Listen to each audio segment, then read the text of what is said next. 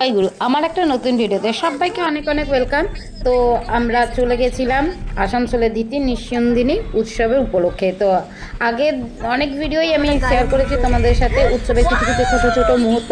তা আজকে যে ব্লগ একটা রেডি করেছিলাম, তো সেটাই তোমাদের সাথে শেয়ার করছি। তো এখন আমি চলে এসেছি উৎসবের মাঠে। তো সেটা আমাদের বাড়ি থেকে কিছুটা ডিস্টেন্সে ছিল। তো আমাদের একটা গাড়ি রয়েছে, তো ওই কারটার মধ্যে ভাই নিয়ে এসেছিলো, আমরা সবাই চলে এসেছি সকাল সকাল। আর যেহেতু আমি যে বীজপুরে থাকি, তো সেই উৎসবটা আমাদের বীজপুরে যে উৎসব সেটা আমাদের 11ই জানুয়ারি হবে। তো তাই জন্য ভাবলাম যে যেহেতু 11ই জানুয়ারি হবে আর সেটাও আমাদের বাড়ি থেকে অনেকটাই দূরে, তাই জন্য ভাবলাম অনেক দিন ধরেই ইচ্ছা ছিল যে আসানসোলের উৎসবে থাকবো আর তার সাথে সাথে আগের দিনও একটু কাজ টাজ করবো। তো তার জন্যই আমরা চলে এসেছি আগের দিনকার সকালবেলায় 11টা সাড়ে 12টা এরকম নাগাদ আমরা চলে এসেছি। আর এখানে এসে দেখছি যে এখানে ঠাকুরের মণ্ডপ সাজানোর কাজ চলছে, তার সাথে সাথে এদিকে ফুলের ডেকোরেশন আর কিছুটা অনেকটাই কাজ হয়ে গেছে, যেহেতু পরের দিনকার আমাদের উৎসব। তো এর জন্য অনেকটাই আমাদের সবাইকেই আগে অনেক হাতে নাতে অনেক কাজ করতে হবে, অনেক তাড়াতাড়িও কাজ করতে হবে, যেহেতু অনেকটাই কাজ এখনও বাকি রয়েছে। তো এখানে এসে দেখছিলাম যে এখানে ফুল সব সাজানো রয়েছে, ফুলগুলো ডেকোরেশন করবে। তার সাথে সাথে এখানে ঠাকুরের আসন এখানে দেখতে পাচ্ছি। প্রথমে আচার্যদেবের ফটো দিয়ে রেখেছিল, কারণ আচার্যদেবের ফটোটা মাঝে ওরা একটা সাইজ করে ডিজাইন করবে এইদিকে, আর এইদিকে কিছুটা ফুল দিয়ে অনেকটা কাজ করা হয়ে গেছে। তখনও পর্যন্ত এখনও কিছুই কাজ হয়নি। তো এটাই আমরা দেখছিলাম আর খুব ভালো লাগছিল, যেহেতু আমরা জানি না আমাদের 11ই জানুয়ারি কতটা আমরা কাজে যোগদান করতে পারবো। তো তার জন্যই আমাদের আসানসোলে উৎসবের দিকে চলে আসা। আর এখানে দেখতে পাচ্ছ ঠাকুরের আসন সাজানো হচ্ছে, আর আমারও খুব ভালো লাগছে, যেহেতু আমার প্রতি বছরই আসানসোলে আসা হয় না।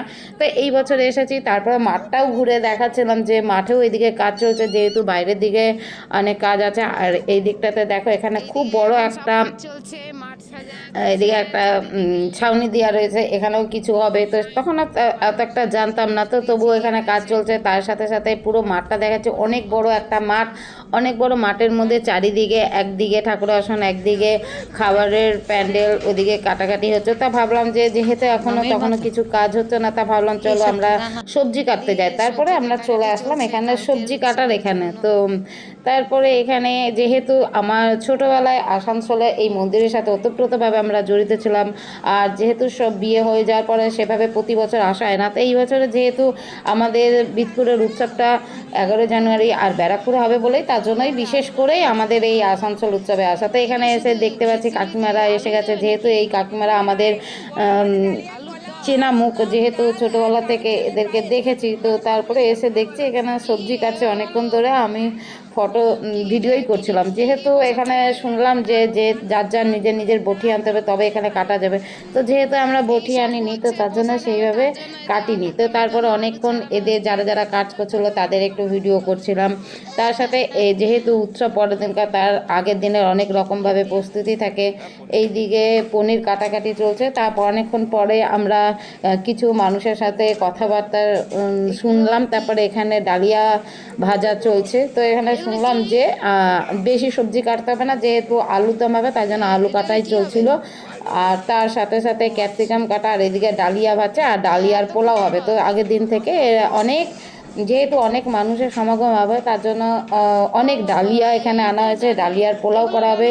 আর পূজনীয় অবিন দাদাই এখানে আমাদের উৎসবে টিফিন বা দুপুরবেলায় ঠাকুরের কি ভান্ডারাতে কি প্রসাদ হবে সেটা উনি সিলেক্ট করে দিয়েছিল। তো তার জন্য সেই হিসেবেই সেই কাজ চলছে। আর এদিকে ক্যাপসিকাম কাটা হচ্ছে, আর তিশা অনেক ক্যাপসিকাম কেটেছিল। এখানে অনেক রকমের ক্যাপসিকাম ছিল। তো তিশা প্রায় 1.5 ঘন্টা ধরে এখানে ক্যাপসিকাম কেটেছিল। তো দেখতেই পাচ্ছ তিশাকে বলতেও হয়নি, তিশা নিজেই চলে গেছিলো আর ক্যাপসিকাম কাটছিল। অনেকক্ষণ ধরে ক্যাপসিকাম কাটাকাটি চলছিলো, অনেক ধরনের সবজি কাটার কাজ চলছিলো। তারপরে দুপুরবেলা সবাইকেই বললো যারা যারা কাজ করছিলো তাদেরকে খেয়ে নিতে। এখানে প্রসাদ দিয়ে খিচুড়ি প্রসাদ দিয়েছিলো দুপুরবেলায়। তো এবারে সবাই আমরাও বসে গেছি খিচুড়ি খেতে, যেহেতু অনেকটাই দেরি হয়ে গেছিলো। আর আজকে আমরা পুরোটাই সারাদিন আজকে থাকবো, আর সন্ধেবেলায় একবারে আমরা বাড়িতে যাব, যেহেতু উৎসবে বিয়ের আগে অতটা থাকতে পারিনি, এখন সেই থাকার সুযোগ হয়েছে, তো তার জন্যই আমরা সেইভাবেই আমরা তৈরি হয়ে এসেছি। তো এখানে তারপর আমরা ঘোরাফেরা করছিলাম, যেহেতু প্রার্থনার টাইম হয়ে যাবে, সন্ধ্যা সন্ধ্যা হয়ে গেছে, অনেকটাই বড় মাঠ। তারপরে এখানে কিছু কাজ চলছিল, যেহেতু এখানে যারা যেসব ভলেন্টিয়ারগুলো ছিল সেই ভলেন্টিয়ারদের কিছু মিটিং চলছিল। বাইরের অনেক গুরু ভাইরা এসেছিল, ভলেন্টিয়ারের কাজের দায়িত্বে অনেকে ছিল, তো সেইগুলো যারা ভলেন্টিয়ারের দায়িত্বে ছিল তারা সবাই যারা যারা ভলেন্টিয়ারের কাজ করে তাদেরকে কিছু বোঝানো হচ্ছিল। তো আমি তো একটু চারিদিকটা দেখাচ্ছিলাম, ওখানে যে দূরে একটা যে স্টেজ করেছে ওখানে হোয়াইট ব্যান্ড আসবে, তো বিশেষ করে আরও হোয়াইট ব্যান্ডও আসবে, সেটাও একটা মানে মেন মানে ফোকাস ছিল। তার সাথে সাথে ঠাকুরের যে এত বড় উৎসব হবে, তো তারও জন্য আসা। তো এখানে এসে এবারে এখানে অনেকটাই সন্ধে হয়ে গেছে, তারপরে এখানে দেখলাম কয়েকটা দোকান বসেছে, যেহেতু অনেক মানুষ আগের দিনের উৎসবের জন্য এসেছিল, তো কিছু দোকান এখানে বসেছে। এখানে ফুচকা খেতে চলে আসলো আমার বড় ভাই, যে বড় ছেলেটা, তো ওকে একটুখানি ফুচকা খাওয়াচ্ছিলাম। তার সাথে সাথে পাশেই দেখতেই পাচ্ছ মাঠে আর একটা সাইডে ওরা ভেজ কিছু খাবারের অ্যারেঞ্জ করেছিল, সেটা আমাদেরকে প্রাইস দিয়েই কিনে নিতে হচ্ছিল। তো তারপরে এরা এখানে ভেজ চাও বিক্রি করছিল, তার সাথে রোল ছিল, রোলটা অনেকটাই টাইম লাগবে বলে তাহলে ওরা তাড়াতাড়ি করে অনেকগুলো কয়েকজন যারা ছিল তারা অনেকগুলো এখানে ভেজ চাও ওরা নিয়ে নিয়েছিল, ওরা খাচ্ছিল। তা আমি বলেছিলাম রোল খাবো, কিন্তু যাই হোক অনেকটাই ভিড়ের জন্য আর রোল খাওয়া হয়নি। এখানে দেখতে পাওয়া যাচ্ছে গরম, যেহেতু ঠান্ডা ছিল তার জন্য সবাই বেশিরভাগই গরম গরম চাটা খাচ্ছে, আর শীতকালে গরম গরম চাটা খুবই ভালো লাগে। তো আমিও কয়েকবার চাটা খেয়েছিলাম, খুব সুন্দর হয়েছিল চাটা।